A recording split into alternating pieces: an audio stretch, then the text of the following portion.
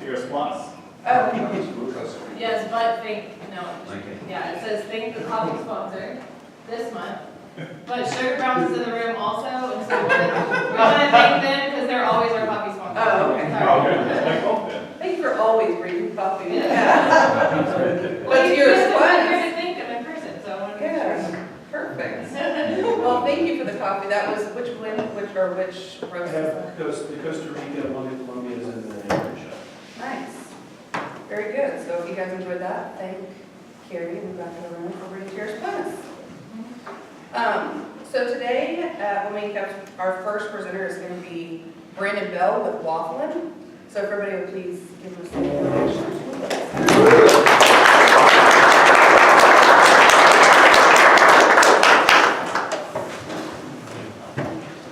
All right, well, thank you guys for coming out. Super excited to do this. Y'all are up all earlier than my college friends, so no surprise there. But my name is Brandon Bell. I'm the CEO and founder of Wafflin, and we do our best job to brew waffles for you, but in a good way. So a little bit about me. I'm a student right now at Texas Tech University. I study finance, and I have a passion for spaces that foster and create community. So we run a food truck right here based in Lubbock, Texas, and we specialize in Belgian Liège waffles. We pretty much renovated this old 1958 camper trailer into a full functioning food truck, so it's super exciting. Here's another picture of it. But I like to kind of give a background of what a Liège waffle is, because most people don't even know what it is. They think they're just going to get like a Texas-shaped waffle. There's only been one person that knows what it is, and she's an international student from Belgium, so I don't really think that counts. But they originate in Liège, Belgium. Belgium kind of has this thing where all the waffles are named after the cities they're from. And we use red flour, so it's a dough, so there's like multiple layers, outside's crispy, and we knead in what's called Belgian pearl sugar. So it's almost like sugar cubes kind of chopped up. You knead it in, so when you put it in the waffle iron, it caramelizes, it makes for a really delicious experience. But we're in Texas, so we bling it up a little bit. They're traditionally eaten just a waffle and a piece of wax paper with like a light Nutella spread. They're kind of consumed in Belgium like we consume Starbucks pretty much daily. But yeah, to kind of understand the problem that we're solving, I like to kind of say my why of doing this kind of thing. As a child, I would go to my aunt and uncle's coffee shop in Circleville, Ohio. And it was like the epicenter of human interaction. There'd be college students there hanging out watching Ohio State football games. There'd be the old folks that go out super early in the morning. And I was just like enamored by this kind of experience that was created from a really young age. So I wanted to bring to Lubbock something that was fun, unique, and creative. I'm also part of this small fleet of people that's trying to make Lubbock cool. I'm just kidding, Lubbock's already super cool. But yeah, it's a super fun product. The whole goal of it is just to create something that's simple, delicious, and hopefully memorable. So I wanted to keep it kind of short and sweet to have any answer any questions you might have. But yeah, we're waffling.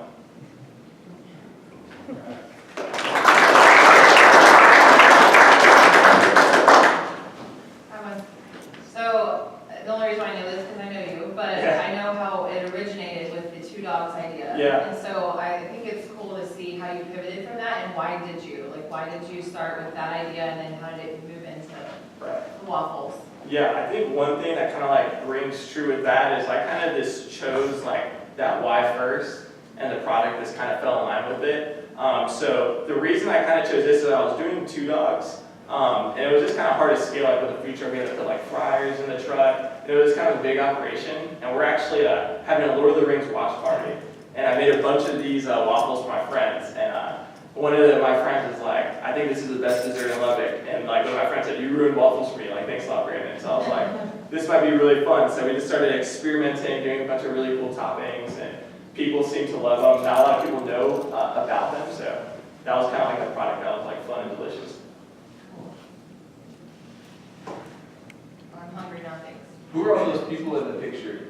Yeah, so Wafflin, that's a lot of people. yeah, so something that's been kind of cool is, like I said, like the goal is to kind of just like foster community. So a lot of this like fraternities, sororities, and different like groups on campus have this like call me, ask the caterer. So this is actually a Pakistani fraternity that's based on campus, and I catered one of their events, and they're all Wafflin converts now. So I didn't know if that was all employees. oh no. Because your truck was really small. Yeah, I know. We got two.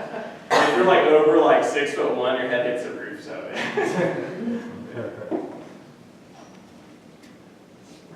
What have you found to be the hardest challenge?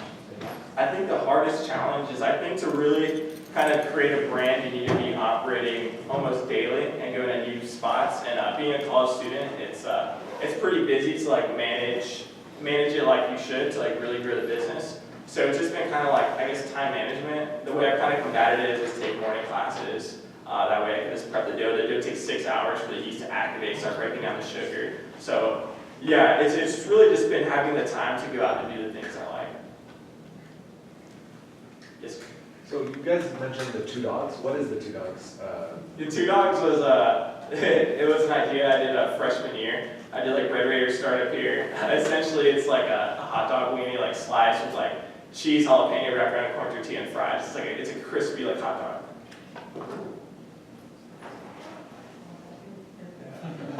Okay, sorry, I was doing some filming, so you may say it or not. Is it catering only, or can I find you guys throughout town? So yeah, have been doing a lot of catering this semester, but we do go around town. It's usually like on the weekends now. Something that I think would be really great, like in Lubbock, is like I know we have First Friday Art Trail, and that's kind of like Lubbock, Texas being Austin for a day. I think more events that we do that are like big and catered to really bring like the whole Lubbock community together. I think that's really great for just all business. So yeah, we do mainly catering, but like we love being a part of this events that are also around Lubbock. But we post to like our Facebook and Instagram pages.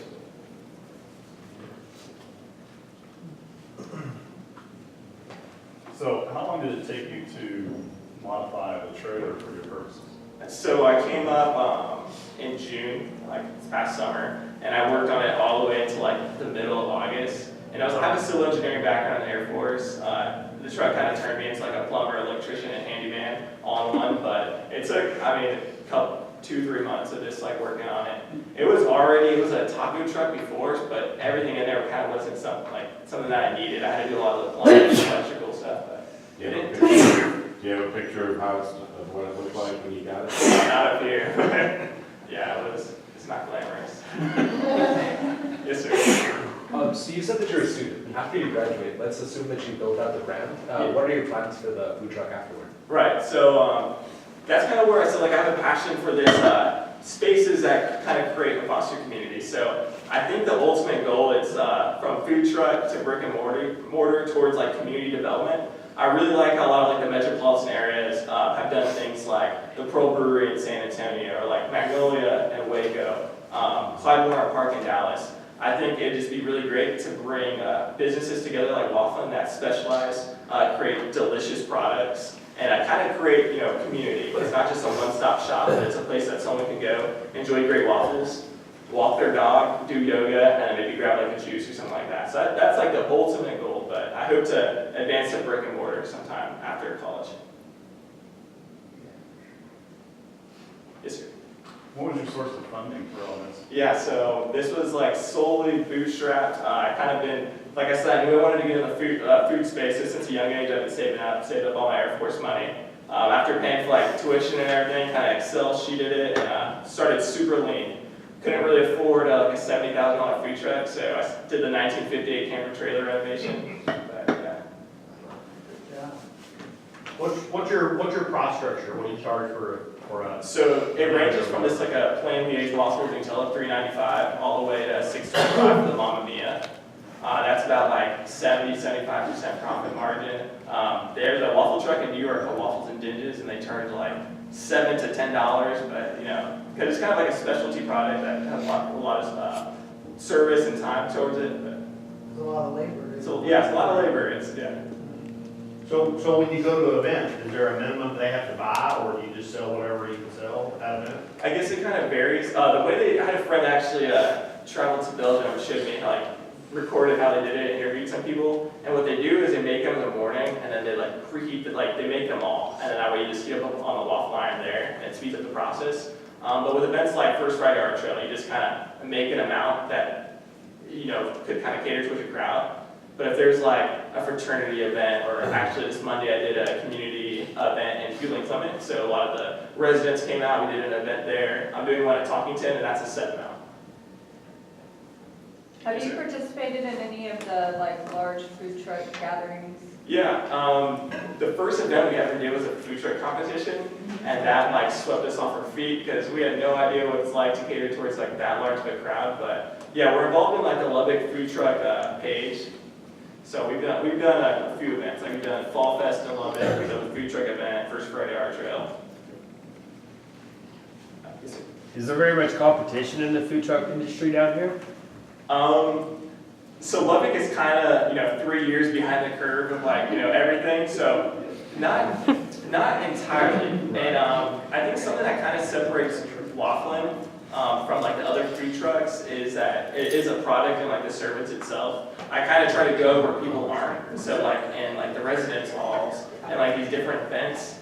So but I haven't experienced too much competition in the food truck space. It's not overly saturated like a place like Austin, Texas or something.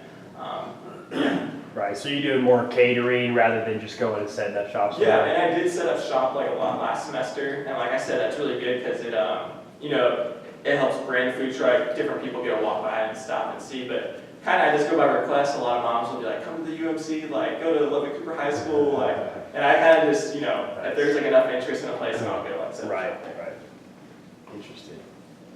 Yes, sir. So, in addition to waffles, do you sell anything else out of the truck? We do, well, food-wise, no, but we do Topo Chicos and like Mexican Cokes. So yeah, that's it for now, it's the waffles. Yes. Are you profitable now, or when will you become profitable? If we continue on the rate that we're on, like right now, we should be profitable within the next 6 months. So, like I said, we started pretty lean, but doing that kind of had some advantages. Instead of like investing in a really loud generator, we're able to invest in like inverter generators. It's really quiet. That's enabled us to do like events that people want quiet food trucks, like sorority events where they have live singers and stuff like that. So it should, looking like within the next 6 months. If I was operating daily, it'd be a lot quicker. But I'm not operating daily right now. Do you have employees, or do you look to scale so it doesn't have to be just you? Yeah, so I do have two main helpers that are like back there that help out.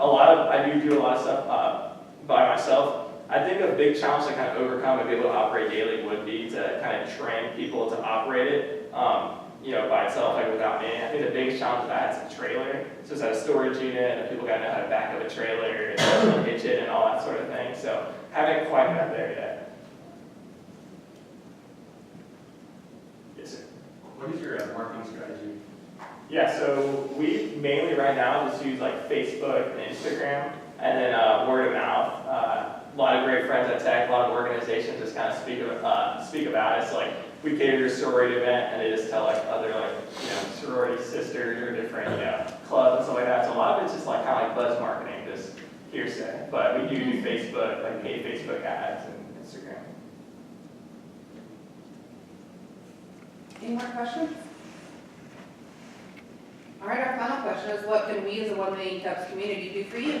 Right, so I think the biggest thing, two things. One, if you're ever doing like a company event or like a birthday party or something, a lot of people do a thing to do like a food truck. So if you think like food truck and like these different types of businesses, I think it'd help out like a food truck community. Also, I think a really big thing is event planning. I think that benefits not only just like food truck businesses, but a lot of other businesses that set up. So if we have a way just to coordinate like more events that are bigger and can involve multiple businesses, I think that'd be really good for the community and for Wafflin.